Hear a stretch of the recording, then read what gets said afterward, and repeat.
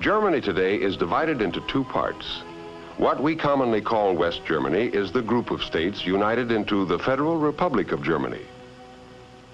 Flowing through West Germany from Switzerland to the North Sea is the famous Rhine River. Branching off from the Rhine is a tributary named the Ruhr River. And along both banks of this river is a district called the Ruhr also. The Ruhr is a busy place because there are large deposits of coal here and many factories that produce chemicals, iron, steel, and their products. The gray skies, always filled with smoke, tell us how productive the area is. Danger, mixer tipping, the sign says.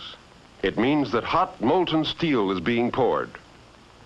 Eventually, the steel is made into railroad cars, locomotives, and other products that are important to all of Europe. The people in these factories work hard to support themselves and their families at home.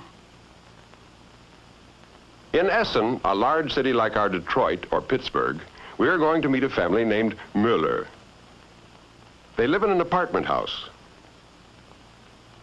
Mr. Müller is known in Germany as Herr Müller. Herr Müller gets up at 5:30 in the morning while his 4 children, Rolf, Lisa, Marga, and Gertrude, are still asleep. Father, or Vater, as the German children say, starts breakfast with coffee to be followed by bread, butter, and sausage. Before Mother, or Mutter, sits down to breakfast, she goes to wake the children while her husband reads about the world's happenings in this newspaper published in the Ruhr. The children would like to stay in their comfortable feather bed with its ruffled pillowcases, but they go to school, as all German children do, at least until they're 14. After breakfast, Herr Müller leaves for work. At this hour, the sky is always gray with smoke, especially on a cold December day like this. And since the factories begin early, there are people already on the street waiting for streetcars and buses to take them to work. Not far from his house, Herr Müller boards a streetcar to go to one of the Krupp plants. Krupp is a large manufacturing company as famous as Ford and General Motors are in the United States. When he gets to the factory, Herr Müller changes his clothes before he goes to work at a machine which cuts steel. At home, after breakfast, Mother helps Rolf and the twins with their wraps. 5-year-old Lisa and Marga will walk part way with their brother when he goes to school this winter morning. Near the school, 2 patrol guards guide the children across the street safely. A patrol guard is proud of his job and likes to wear his white hat as a symbol of the important work he does. Like other German school children, these first graders carry their books in leather book bags on their backs. Today, lessons begin with the name of a musical instrument, the flute, or in German, Flöte. The children pretend they are playing the flute themselves. Then the teacher recites a poem about 2 boys, and the children respond with hand gestures. The teacher, Herr Fahrenberg, enjoys his work with Elfriede and Rolf, Hans, Erich, Ingrid, Sigrid, and the others. About 10 o'clock in the morning, when the children are getting hungry, there is a recess period. Milk is distributed to all who've paid for it. The children consider it a special privilege to be the milk monitor. Today, Sigrid gets the chance to practice some of the social graces. The rest of the children talk and laugh quietly until the reading period begins. Rolf takes his schoolwork seriously because he is beginning to understand that education will help him in his daily living and in the future. So he hunts for the right place now, eager to find it. Meanwhile, Lisa and Marga come in from out of doors to look for a mid-morning snack on the cupboard shelves that are as familiar to them as the refrigerator is to us.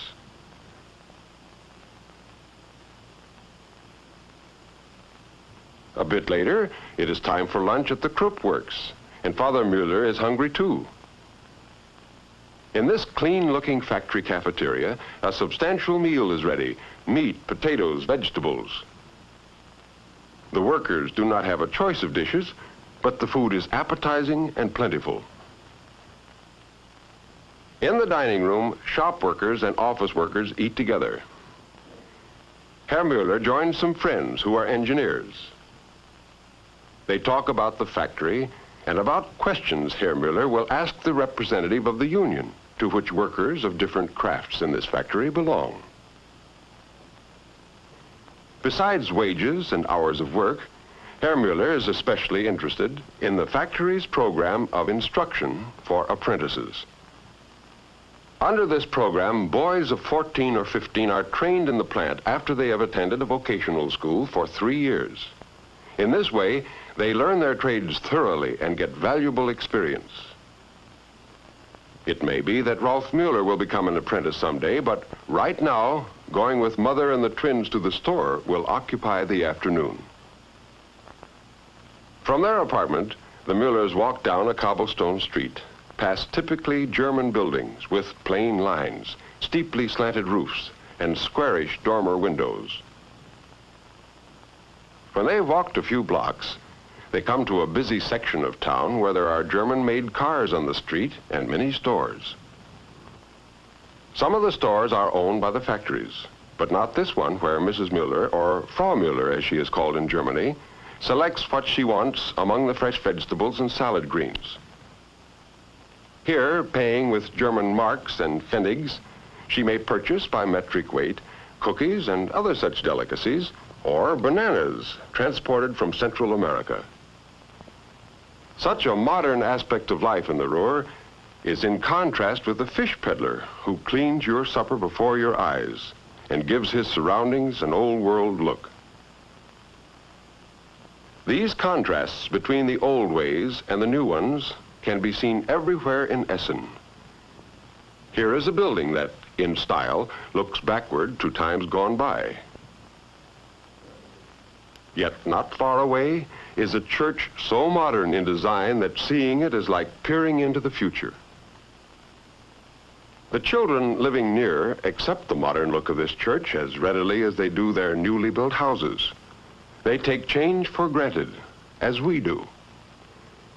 And just as we do, most of them love to play outdoors. This little girl makes up a game of her own.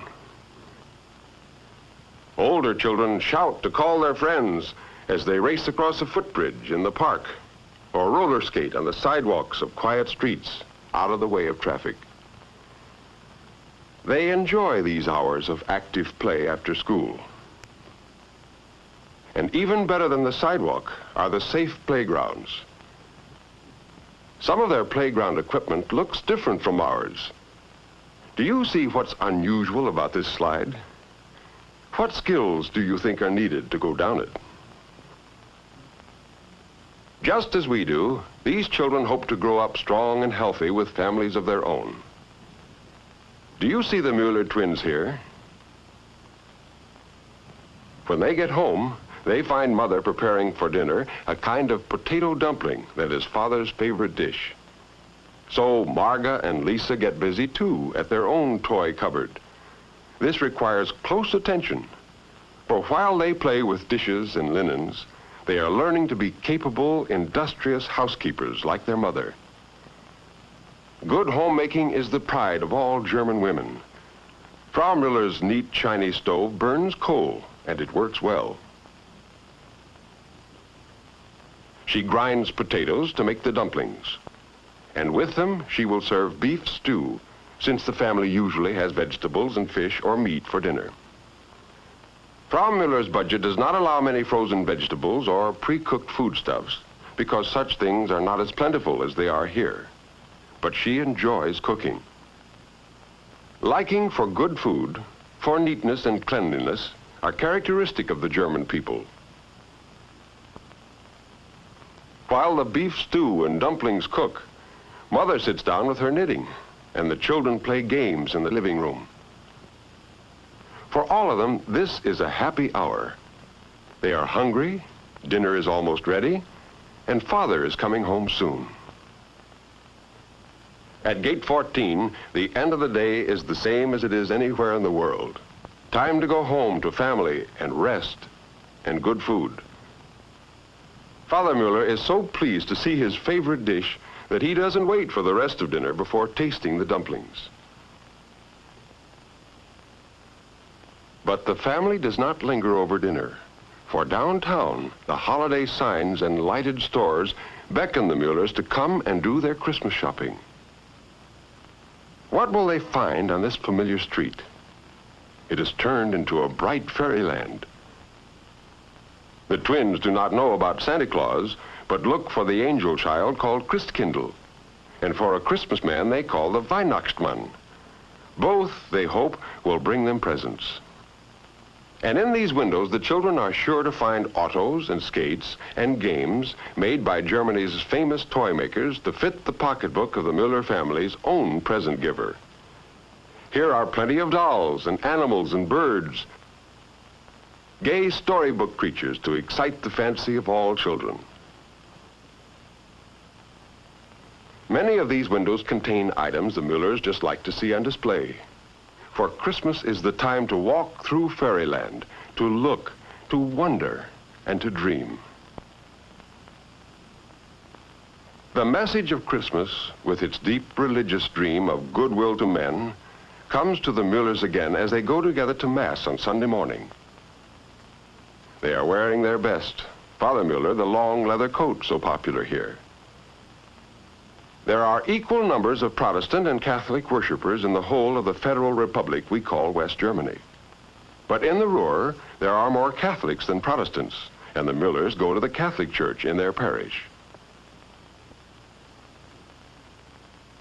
After the service, the streets are crowded with people seeking the amusements and the quiet relaxation offered in the city of Essen on a Sunday afternoon. And indeed, it does get quiet. In the suburbs, weekday traffic practically disappears, so that the bicyclists have the roads almost to themselves. But the absence of hustle and bustle does not mean that people are not enjoying their leisure. They often gather in restaurants for social good times and for the sports they like. Here the game is skittles, a kind of bowling. Jumping out of the way of the ball is not part of the game, though it's safer in this amateur contest where the score is higher on laughter than on points. But Sunday afternoon hours still grow long when you are the age of the twins, seeking adventure. There must be some excitement around if you knew just where to look for it. Real surprises can come your way. And sure enough, they're here. Grandma and Grandpa, or as the children say, Großmutter and Großvater. Frau Mueller's parents and her sister Louisa have come to see the Mueller family. They have come to share that warm, comfortable state of hominess the Germans call Gemütlichkeit. This cozy companionship, the good humor, the customs of respect for age and experience, and the polite manners which exist among the very young, all support the strong ties of confidence and love that bind a German family together. And so, before the children go to sleep under their big feather bed quilt, they repeat the prayer so often heard in German homes. Müde bin ich, geh zur Ruh, schließe beide Äuglein zu. I am tired. I want to keep both my eyes closed now and sleep. Father, let your eye instead look upon me in my bed. Let this family be blessed. In your hand, God, let them rest. Every person, small and grown, shelter, Father, as your own.